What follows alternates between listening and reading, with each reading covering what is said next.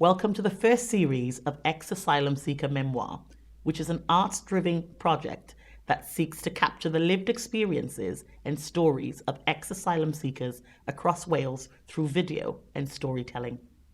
The project will express the experiences of women and men of all ages around Wales, celebrating the contribution they have made to their local communities pre and post their asylum claim.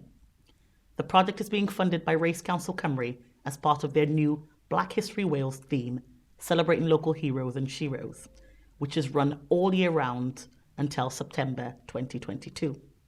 Celebrating local heroes and sheroes helps to identify people like the interviewees you'll see today who are being celebrated for their interventions, achievements, and contributions to Wales pre and post their asylum claim. The aim and objective of the project is to uncover the sometimes hidden and often forgotten stories and experiences of ex-asylum seekers and to give them the well-needed platform to tell their stories in a safe space. The aspiration is to raise awareness of these stories amongst public decision makers so that they can ensure that policies have a positive impact on the lives of current asylum seekers and refugees and their integration into Welsh society. It also aims to promote understanding of asylum and refugee rights and issues and enables asylum seekers and refugees' voices to be heard whilst debunking a few myths along the way. Thank you.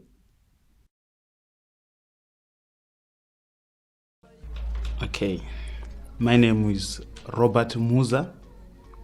I was born in Harare, Zimbabwe. I came into UK in 2002. My life in Zimbabwe, I will describe myself as middle class.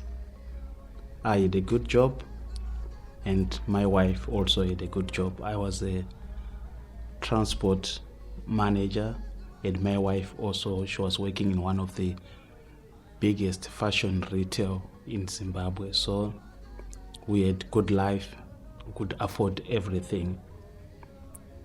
But also, I was also involved in the workers' union, the trade unions, and the life of workers in Zimbabwe become difficult. The wages were low, the working conditions. So the more I started representing my fellow workers at my local company, it all spread out into like a big fireball. When I started finding out exactly what was happening, then I became involved politically, indirect. And that time in Zimbabwe between 1998 to 2002, there was a lot of political violence. For that reason, I was in danger because most of my friends were on the opposite side with me. So my friends became my first enemies. And actually some of my relatives were sympathizing with the ruling party and the government of that day, which is still in power up to now. And it was dangerous for me. Our first attack, the victim was our maid who was helping us to look after the children. And when she was attacked, that time I was at work, my wife was at work. This is when we noticed that things were out of hand. And at that time, there was lots of political violence happening and people were just looking for sanctuary all over in the neighboring countries. But myself, I decided to come to the UK for the following reasons. Because when you want to seek sanctuary, you look for a country where the similarities. So with the UK, it was the language. Then, after the language, which is English, because the official language in Zimbabwe is English, the same with the UK. Then the second thing, you look about your network and contacts. So most of my friends were also seeking asylum. They were in the UK. This is why I also decided to come to the UK, because of my friends. Then the third thing, it was also, I was looking at my profession, my career as a transport manager. It was, my education is UK based.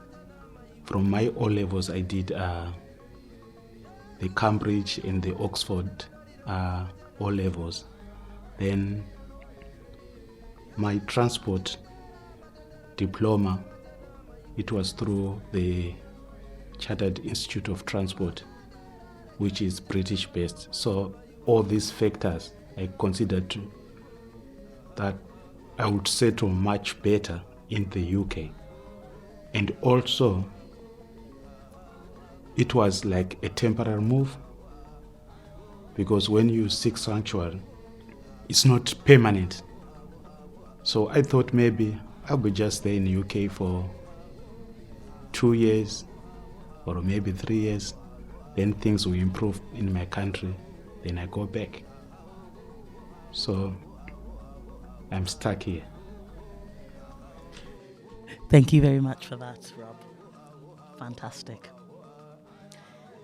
How easy was it to integrate into Welsh society when you arrived? Did you find support services easily accessible? No, it was very, very difficult when I arrived in Newport, Wales.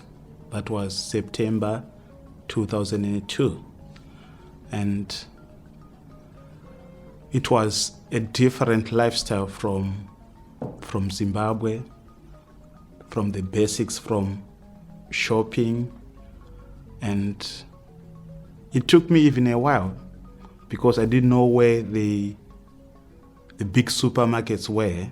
So I ended up even spending more money going to buy things at the local corner shop.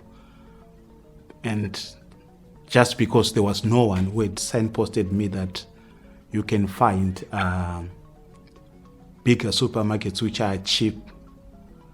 So it started with the basics.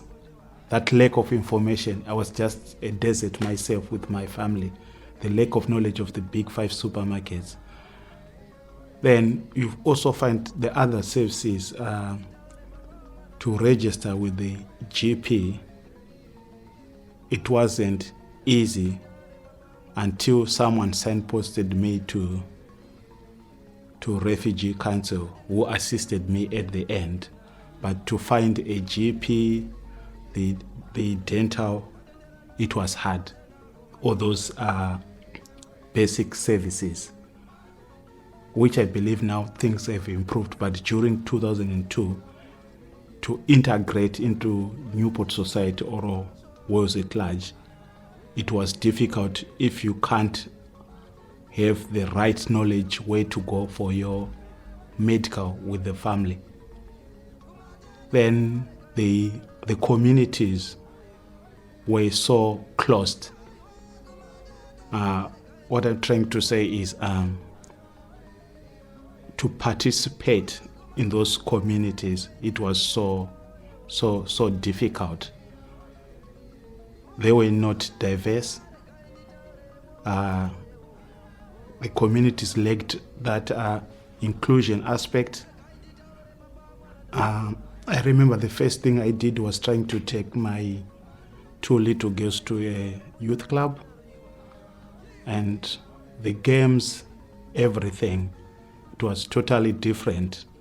They could not allow or to learn from each other. So I spent with that day with my kids to make sure they understand what was happening at the at the youth club, but I found themselves they were in a difficult position because it was a one-way system, whereas considering that time that we had lots of people coming into Newport Sinking Sanctuary, the youth club, it wasn't doing games, activities, or the way they were doing their programs, they were not inclusive. So the next day when I said, do you want to go back? They said no, because they felt unwelcomed. And considering myself, I was coming from a sports background, it was also difficult for me. I wanted to play hockey. I was a former hockey player in Zimbabwe. So I thought I could use the sport to integrate myself. But it was so hard. It was the first thing, it was the distance. I used to walk from Mendi area in Newport up to Spiti to go and join Newport Hockey Club, which I did join, but everything was expensive. You needed a hockey stick, you needed the right shoes, and I was still struggling to play hockey in the cold weather. So it becomes difficult for me to integrate. So at the end, I could not play that sport. So it was an opportunity lost for me to integrate using my background of sport. Thank you, Rob. Do you believe that access to employment and university being prohibited to asylum seekers was a limitation for you? Definitely, it was a big limitation to me, and because asylum seekers were treated as international students, and that time maybe we're getting around £30 a week, and the university fees already they were more than 20,000 a year for an international student. So asylum seekers were treated as international students. So what we did, we had to create a focus group, which we worked with a charity called Displaced People in Action, and also we invited the Home Office. And the biggest agenda was if they could do something for asylum seekers in Wales. And the forum lasted for 5 years. And we did invite some of the local university to come to attend to our focus group. We used to be like 40 of us. On an average, we used to do meetings fortnightly, but it never worked. And only recently, where we have got a few universities giving bursaries to asylum seekers. So in Wales, it's still difficult for an asylum seeker to go to university. Excellent. Thank you, Rob. How long did it take until you received settled status? And when you received settled status, how easy was it to access the following amenities: housing, further education, and benefits? Oh, that's the biggest story of my life. From 2002 up to 2009, I was living in limbo as a failed asylum seeker, and up to now I just feel it was about 7 years or 8 years wasted because I could not go, like I've said before, to university. I could not go into employment. However, when I received my status after 7 years, the only reason I received my status because my case was refused. I was a failed asylum seeker for 7 years. I was only granted my immigration because of my participation and engagement in communities as an active volunteer. So I received my asylum outside immigration rules. So when I did receive them, that was the end of 2009.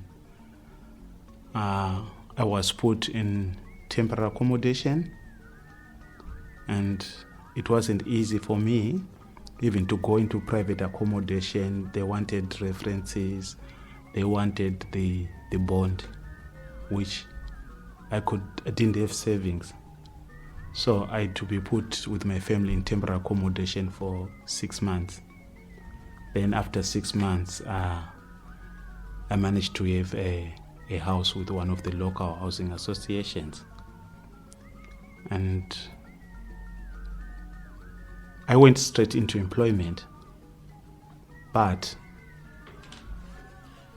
it was difficult for us as former professionals, people who had careers back in Africa, to go back into my transport management, or my wife, that management in retail. We could not find those jobs, and we didn't have what they call the working experience in the UK. So because we had 7 to 8 years wasted, so we had to rebrand ourselves. So we lost our careers technically. So we had to start from the bottom, going to work in factories and going to uni, and which was also difficult after spending 8 years without doing anything.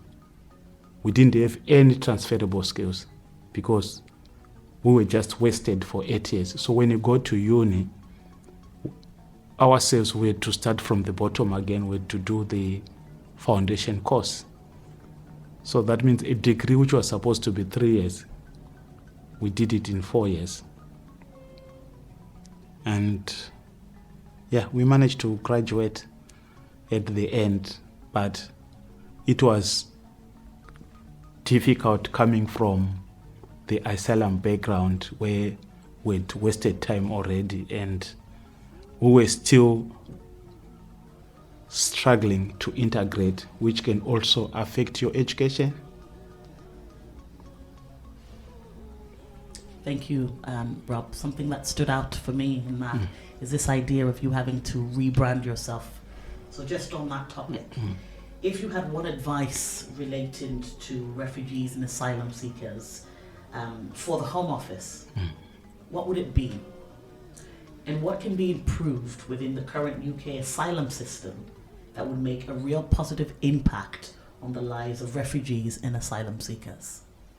Well, the big one is allowing people into employment, education, and volunteering. For instance, during the COVID, it was so sad. I met some of my colleagues who were still asylum seekers, but who were professional doctors from Africa and Asia. I was working with about 9 of them, and to find that Wales needed medical people, but we had 8 doctors just getting wasted.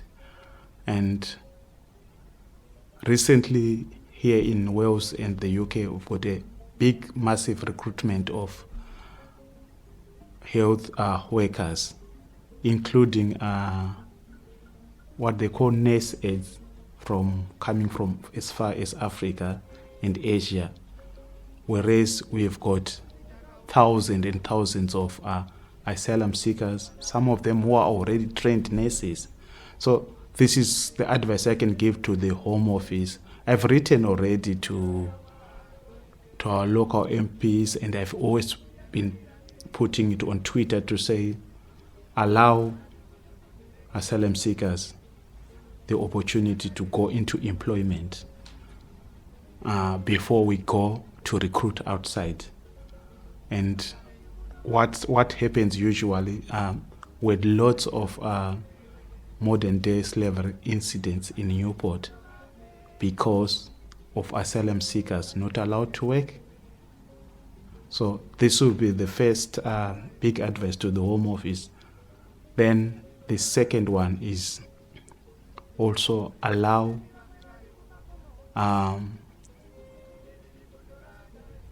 students who are asylum seekers to travel with schools. Why I'm talking about this is it's also my personal experience with my children when they were in high school and primary school.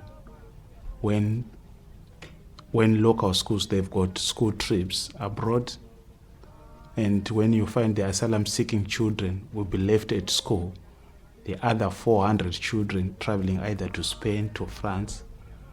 And we have written to the Home Office, to local charities to support on this temporary move, just to allow children to travel. It will be another advice to the Home Office, because what it does, it can damage emotionally, psychological the children for the rest of their life. And it's hard for children when they start to see how different they are from others if they are asylum seeking children, when they are not allowed to do other children what they were doing. It's my personal experience of my own children when they were left for 2 trips and they never recovered. It took us almost like 10 years until when they were themselves at university to start to explain to them the difference, and to explain to an asylum seeking child that you are not allowed by the government to do this. You are not allowed to travel. You are not allowed to go into university. It's so sad when asylum seeking children finish their A levels and they can't go to university. And sometimes you have to find courses for them. But however, to go further and explaining to them that you are different from others, it's just damaging them. So that will be my other advice. And the third one also is to allow asylum seekers even to volunteer with local charities. And it is very important, rather than just living in limbo without doing anything. Because what I find out is when you volunteer, you acquire transferable skills which you can take to other parts of life, including education, the employment, even the integration. The biggest tool to integrate is when you are a volunteer yourself. You meet new people, you learn new skills, and you participate in the community. Fantastic, Rob. Thank you. That's some really powerful advice there for the Home Office and the UK government. So thank you. The final question I have for you is, listening to your story has been extremely inspiring. I just wondered, if you could inspire other asylum seekers, what would your advice be, or how would you do so to inspire them and really empower them to believe in themselves? The first thing is the identity. Know your local people, your neighborhood. Participate in the local community. Make sure you make Wales your home. This is my first advice. And get involved. Go and volunteer at local churches, mosque, community centers. Go out and teach them also your way of life. This is beneficial also to Welsh society at large when we become inclusive, diversity, and share our traditions and culture, and we make sure what we bring from Africa, Asia, Latin America, we also link it and embed it into the Welsh culture. And through my personal journey as an active volunteer, working with local communities, charities, when Wales needed me, I was a volunteer at the Ryder Cup. When the UK needed me, I was a volunteer at the Olympics. But also from there, from volunteering, there's lots of benefits. Personally for myself, the contacts, the networks I made, the transferable skills which I've taken to my fantastic job with the Newport City Council as a community connector, working with different ethnic minorities in Newport, encouraging them to volunteer, and also using my personal experience of designing and making plans for them how to integrate into Newport and Wales society at large. So my advice to asylum seekers and refugees in Newport and Wales at large is go out there, go and volunteer, share your skills, share your stories, get involved. What is the most important thing that you would like all asylum seekers to know when coming to Wales specifically? I think the most important thing they need when you come to Wales, that Wales, they love their rugby and Six Nations. And if you're coming from a country where they don't play rugby, please watch rugby on TV, visit your local community clubs. It's the fastest way to integrate into Wales. Go to Road and Parade, even once a year, go and watch your rugby match. It will make you feel at home, because rugby is massive in Wales. So join me in the Six Nations trip. Thank you, Rob. It's been an absolutely fantastic experience. Thank you so much for allowing us to live through your experiences with you. Thank you. Thank you. My name's Chris Tutt. I'm the minister here at Lisbury Baptist Church, where some of these interviews have been conducted over the past couple of days. So we're really grateful that you've chosen to come here, because we've actually been supporting asylum seekers for quite a few years as a church. A lot of people from Iran in particular. So we're really pleased to be able to support and give you this platform for people to be able to share their stories. Thank you, everyone, for just being so open and honest with your stories today. And thank you to Lisbury Baptist Church for allowing this opportunity for these lovely interviewees to tell their stories. Hopefully, our stories could impact other asylum seekers and other people, such as refugees across South Wales and the UK, to just keep persevering and just keep being them, and basically integrate and try their best within society to just do what they can to prosper. So thank you.